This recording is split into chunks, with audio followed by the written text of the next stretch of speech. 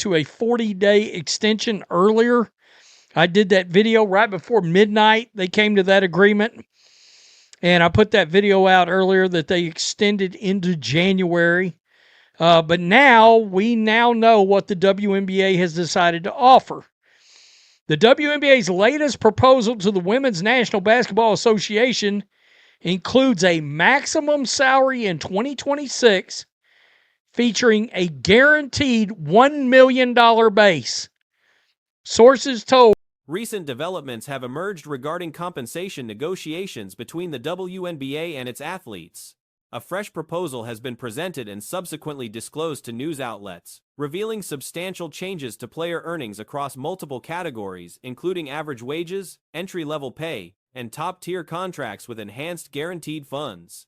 Following a previously agreed-upon 40-day negotiation window that extended discussions into January, the league has unveiled its updated compensation package. The latest terms presented to the Women's National Basketball Players Association feature a top salary tier for 2026 that includes a guaranteed base payment of $1 million, according to sources who spoke with ESPN. When factoring in projected revenue-sharing components, total earnings for elite players could surpass $1.2 million.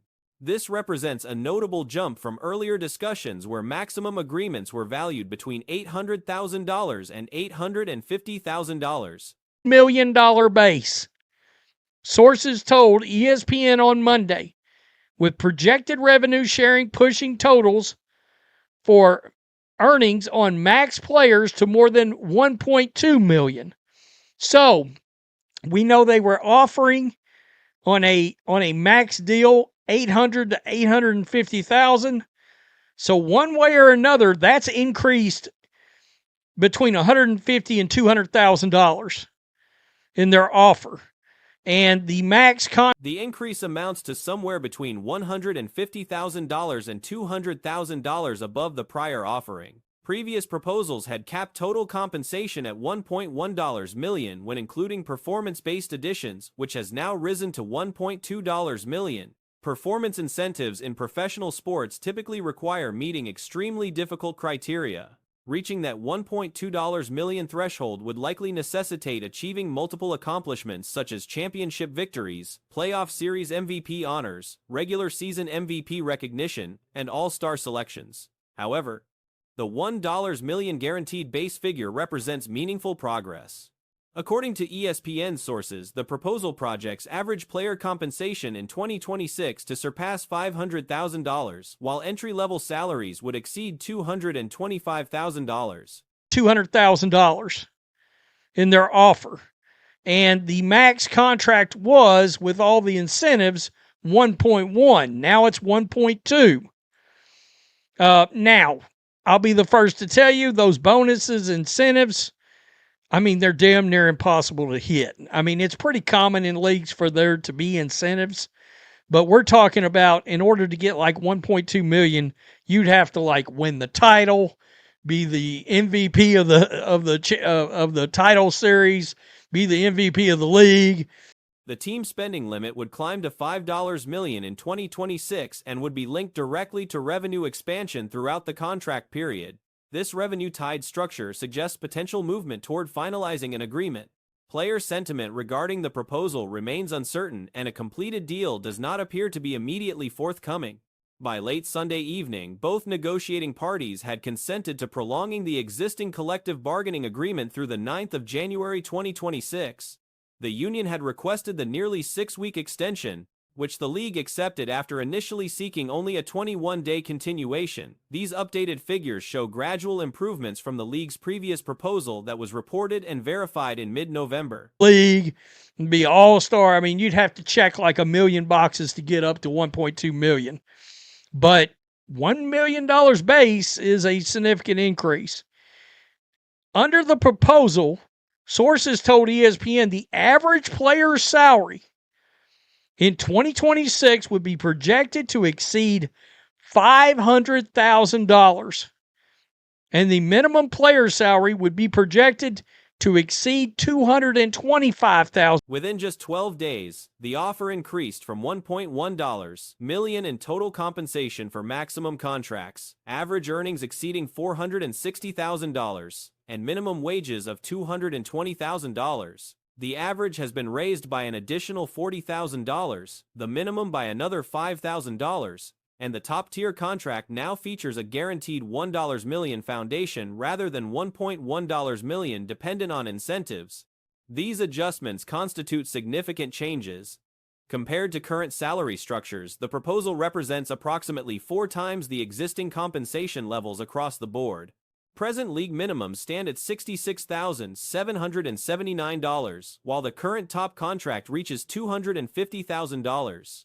The existing team spending cap sits at $1.4507 million, growing at a fixed 3% annually under the present agreement. $225,000. The salary cap would increase to $5 million in 2026, according to sources, be tied directly to revenue growth in each year of the deal. Interesting. That makes me think this could be something that gets closer to being done. It is unclear what the players think of the proposal, but an agreement does not appear imminent. As of late Sunday night, both sides. The current deal includes separate revenue-sharing arrangements that provide direct payments to athletes when the league achieves specific revenue benchmarks. However, the Players Association has been advocating for a framework where the spending cap and player salaries connect more directly to business growth, similar to the NBA model where the salary cap derives from basketball-related income. Both sides reached this new extension, longer than their previous 30-day agreement from late October, hoping it creates sufficient opportunity to achieve substantial progress toward a new contract, potentially finalizing one by the January 9th deadline. Urgency exists because an expansion draft must occur for 2 new franchises. The Toronto Tempo and the Portland Fire both need to select players, and free agency must commence.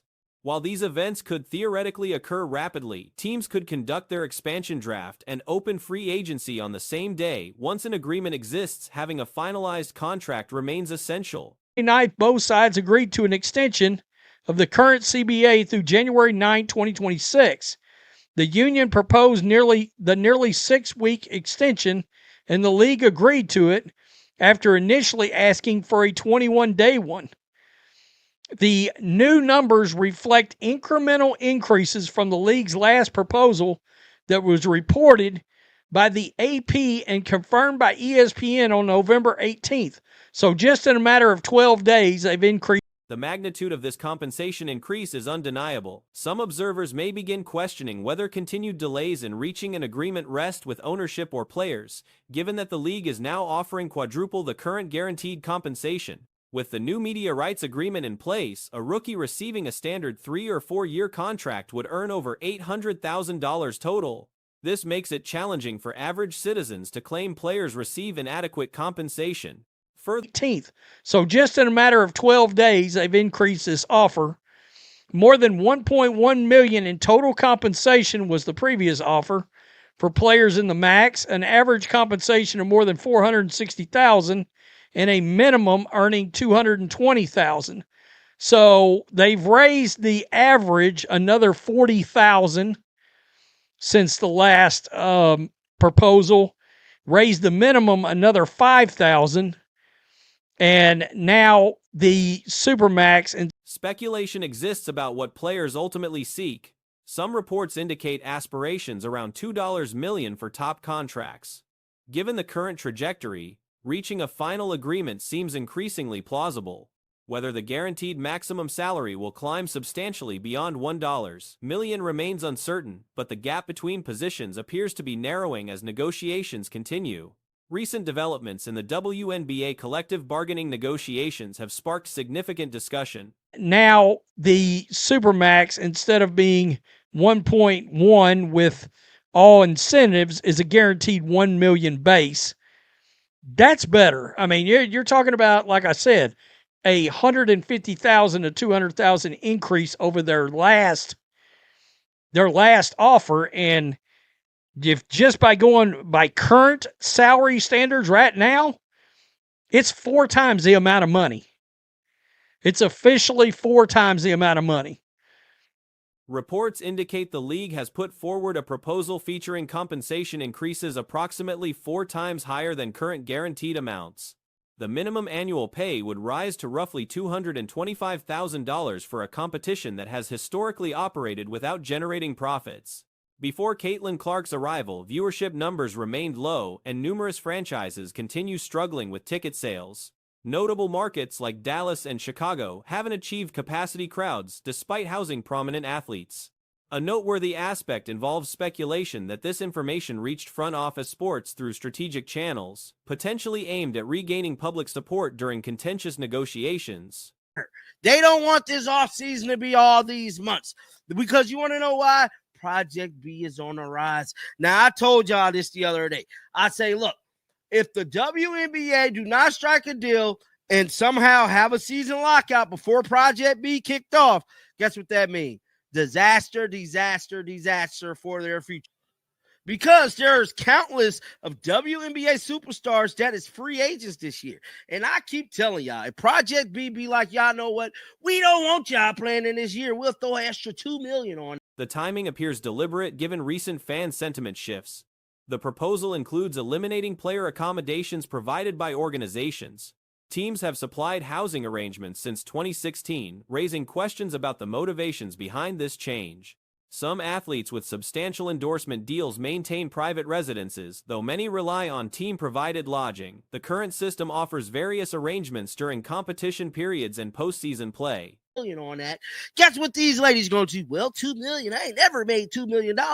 Hell, sign me away. Sorry, W, we can't play. And that's exactly what's about to happen potentially. Now, Andy Constable took to Twitter a minute ago to repost some stuff from ESPN, and I'm here to tell you it is looking spooky for the future of the WNBA. Now, will these owners get what they want? Because now it's getting to the point they got to put the money where athletes can choose between organization-supplied accommodations or monthly allowances ranging from $1,177 in Las Vegas to $2,647 in New York. Those with young children receive upgraded 2-bedroom units. Another controversial element involves extending the competition calendar with an earlier launch date. This scheduling adjustment would directly conflict with the NCAA tournament timeline and possibly impact other competitions like Project B. The proposed training camp commencement could occur as early as mid-March. It's getting to the point they got to put the money where their mouth is now, because they're making all these demands about the season being shorter and all this because they do not want these ladies to go to Project B. I'm here to tell you, they do not want this. Breaking news: the WNBA proposed cutting team housing in addition to an earlier start date. According to multiple sources, the start date for training camp could easily come as mid-March, sources indicated, which will come with serious implications. Currently, the 44-game schedule runs from May through early September, with recent championship rounds concluding in mid-October. Creating overlap with the collegiate tournament presents questionable strategy. Many future professionals establish their public profiles through NCAA tournament performances. Caitlin Clark's popularity surge came largely through her tournament appearances with Iowa. Similarly, Angel Reese gained recognition at LSU, and South Carolina has produced stars through collegiate competition. March, sources indicated, which will come with serious implications. Whoa, baby. So that means if the season started in March, right? So y'all trying to have the season start in April? Basically, y'all want to start a month earlier? If I'm not mistaken. So we'll stay here. The WNBA has proposed a 7-figure base max salary as part of a new collective bargaining agreement, but it's coming at a cost, bro. Now, the league has removed team housing from women's college basketball generates impressive ratings that frequently surpass WNBA viewership, making antagonizing this pipeline seem counterproductive. The scheduling change creates complications regarding how newly selected athletes would transition. Would they join teams immediately after selection and begin competing without proper preparation periods? The logic appears unclear. While distancing from NFL and college football competition makes strategic sense, interfering with the tournament that develops future talent seems problematic. Proposals submitted to the Women's National Basketball Players Association, including that the most recent league sources told Front Office Sports. So I'm guessing they was paying for these ladies' houses. The teams has been required to provide players with in-season housing. So damn. Now, I don't know if other leagues do this. They could, but I doubt it. The league has also proposed lengthening up the season, including this scheduling shift may also prepare for expanded regular seasons. The league currently plays 44 contests, increased from 40, with expectations pointing toward 50 games within 3 to 4 years by the next agreement cycle. Compensation figures in the latest offer show substantial growth.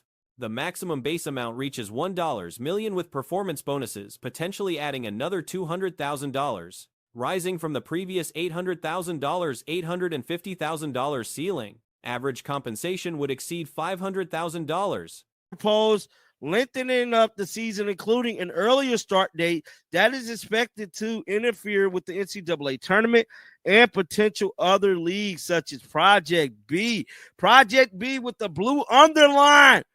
Now, the start date for the training camp could be as early as mid-March. Sources indicated the current 44-game regular season runs from mid-May through early September. The WNBA Finals ends on October the 10th. Now, this is what the source said. It does. The salary ceiling would jump from $1.5 million to $5 million per organization. Under recent proposals, this ceiling would scale with league and organizational revenue regardless of specific benchmarks, moving closer to what athletes have requested. These figures suggest negotiations are progressing toward resolution. The housing elimination and schedule changes appear positioned as public relations talking points. Observers note that with such substantial financial increases being offered, public opinion may shift toward expecting athletes to accept terms and proceed with competition. Finals ends on October the 10th. Now, this is what the source said. It doesn't make logic sense, one source said. Y'all want to know why it don't make sense? It don't make sense because they're trying to stop Project B by any means necessary. Bro, Project B is the nail in the coffin for the W. This is a league they never wanted to exist. They never thought somebody was willing to put millions of dollars behind these ladies. And I'm here to tell you, I am for it. You know, I am for it because I've been saying this and I'll say it again. Athletes most impacted by accommodation changes would... Let's not say it again. These ladies are going to play totally different basketball when them M's are involved. Hell, you would too. You will be standing on different type of business if the M's was involved. Now, the league latest proposed reported Monday was highly highlighted by salary increases according to sources. Now, this was yesterday news. Now, the base salary of $1 million with potential earning, with the number being $1.2 million, multiple players and could be eligible for these Supermax deals. The campaign currently extends through October 31st maximum. Recent years have seen training camps begin late April, following NCAA tournament conclusions and the draft.